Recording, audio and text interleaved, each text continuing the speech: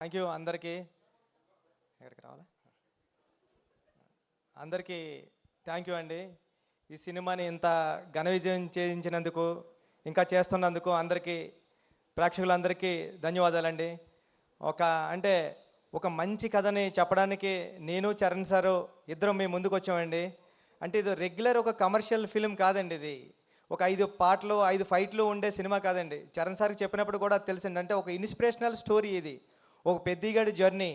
అంటే అంటే 2017, 18లో అనుకుంటా మోడీ గారు ఖేలో ఇండియా అని పెట్టారు. అంటే మట్టిలో ఆటగాళ్ళని వెతుకుదాం, అంటే ఇంటింటికి వెళ్ళి ఓటకు అడుక్కుంటాం కదా, అలాగే ఇంటింటికి వెళ్ళి ఆట కూడా అడుక్కుందాం, ఆటగాళ్ళని తీసుకొచ్చి దేశానికి పరిచయం చేద్దామని పెట్టారు. దాన్ని ఇన్స్పిరేషన్ కింద కూడా తీసుకున్నాను నేను ఖేలో ఇండియాని ఈ ఫిలింకి. మేము చరణ్ సార్ కూడా మేము మాట్లాడుకున్నాం. అందుకే బొమ్మన్ గారు అంటారు ఏంటంటే, ఏంటి ఈడు తెస్తాడు ఆ విలేజర్స్ని చూసి ఒక ఒక నెగిటివ్ మైండ్ సెట్స్తో ట్రావెల్ మొదలవుతుంది బొమ్మన్ గారి ట్రావెల్. ఈడు తెస్తాడా ఈ విలేజర్స్ తెచ్చేది ఇండియాకి మెడల్స్ అనుకుంటాడు. కానీ ఆయన మైండ్ సెట్ మారి ఈ విలేజర్స్ మెడల్స్ తేగలరు అని ప్రూవ్ చేసేయడానికి. ఎందుకంటే ఫర్ ఎగ్జాంపుల్ విలేజెస్లో ఒక 150 కేజీలు 200 కేజీలు మూటలు అలవోకగా మోసేసే ఒక మనిషి ఇక్కడ ఉండిపోయాడు కాబట్టి కూలోడు అయ్యాడు. అదే నేషనల్కి వెళ్ళి ఉంటే ఒక హెవీ వెయిట్ ఛాంపియన్ అవుతాడని నేను నమ్మానండి. అది మాది ఉప్పాడు కొత్తపల్లి కాబట్టి సముద్రం పక్కనే, రోజు సముద్రం పక్కన ఉంటే ఒక ఫిషర్ మ్యాన్ ఎటువంటి సేఫ్టీ లేకుండా దన్నమని సముద్రంలో దూకేసేవాడు బోట్లోంచి. నేను ఆ ఒడ్డు నుండి చూసే ఉండేవాడిని కాలేజీకి వెళ్తున్నప్పుడు. అరే ఈడు నేషనల్కి వెళ్తే ఒలింపిక్స్కి వెళ్తే మెడల్ తెస్తావాడు కదా అని ఫీల్ అయ్యేవాడిని నేను. అంటే ఆట అంటే భారతీయ జీవన విధానంలోనే ఆట ఒక భాగం అని చెప్పాలనుకున్నా. అందుకే గురువు క్యారెక్టర్ పెట్టుకున్నానండి.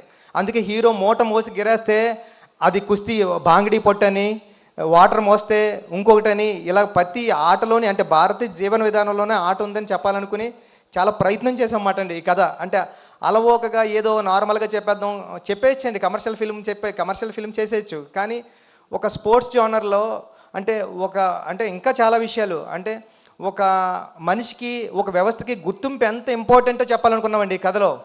అంటే ఎవరైనా సరే ఒక కుర్రోడు ఏడుస్తూ ఉన్నాడంటే, అప్పుడే పుట్టినాడు క్యారమని ఏడ్చాడంటే, నేను పుట్టానురా నన్ను గుర్తించండి రా అని ఏడుస్తూ ఉంటాడు ఆ సౌండ్. అంటే అలాంటి గుర్తింపు కోసం ఒక మనిషి ఎంత స్ట్రగుల్ చేస్తాడు తన ఊరు కోసం, తన ఊరు గుర్తింపు కోసం. అలాంటి ఒక మంచి మాట చెప్పాలనుకున్నమాట అండి.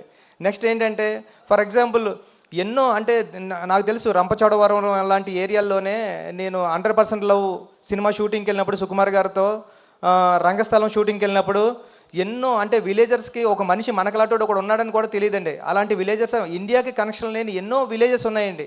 వాళ్ళని చూస్తే మనం షాక్ అవుతాం.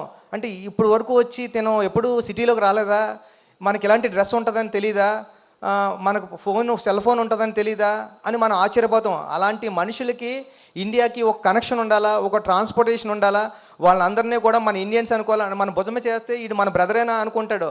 అలాంటి వాళ్ళందరూ ఉన్నారండి. వాళ్ళందరూ అలాంటి ఇండియాలో అలాంటి గ్రామాలు ఎన్నో, నేను అన్నట్టు ఒక 20,000 గ్రామాలు 18,000 గ్రామాలు ఉన్నాయని నేను చదివాను. అలాంటి వాళ్ళందరికీ ఒక కనెక్షన్ కావాలా, వాళ్ళందరినీ ఇండియాలో కలపాలని ఒక మంచి మాట చెప్పాలని ప్రయత్నం చేసామాట అండి ఈ సినిమాలోనే.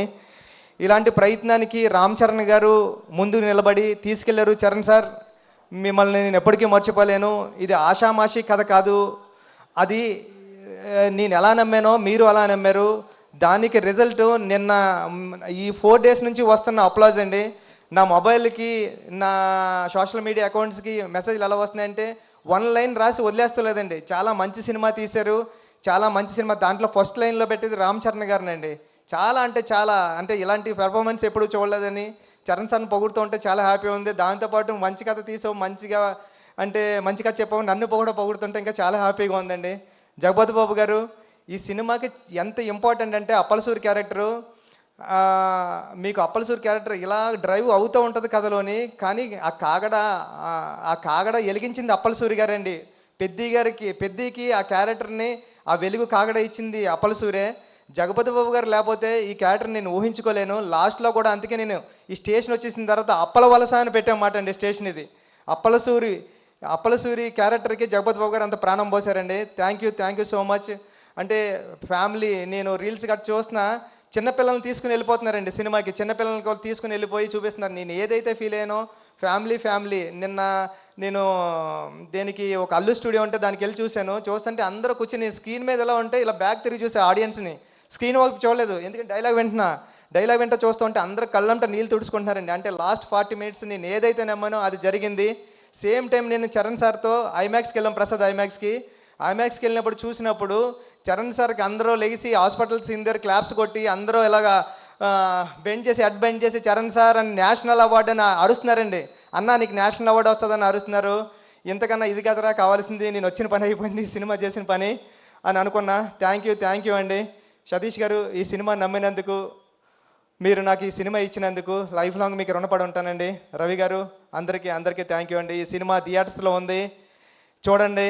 ఫ్యామిలీ సమ్మర్ హాలిడేస్ ఎంజాయ్ చేసినట్టు ఎంజాయ్ చేయండి. అమ్మమ్మ గారు ఇంటికి వెళ్తారు కదా, ఫ్రెండ్స్ ఇంటికి వెళ్తాం కదా, అలాగే పెద్దిగాడి ఇంటికి వెళ్ళండి, చూడండి పెద్దిని. థ్యాంక్ యూ సో మచ్ అండి. గారు థ్యాంక్ యూ సో మచ్. మీరంతా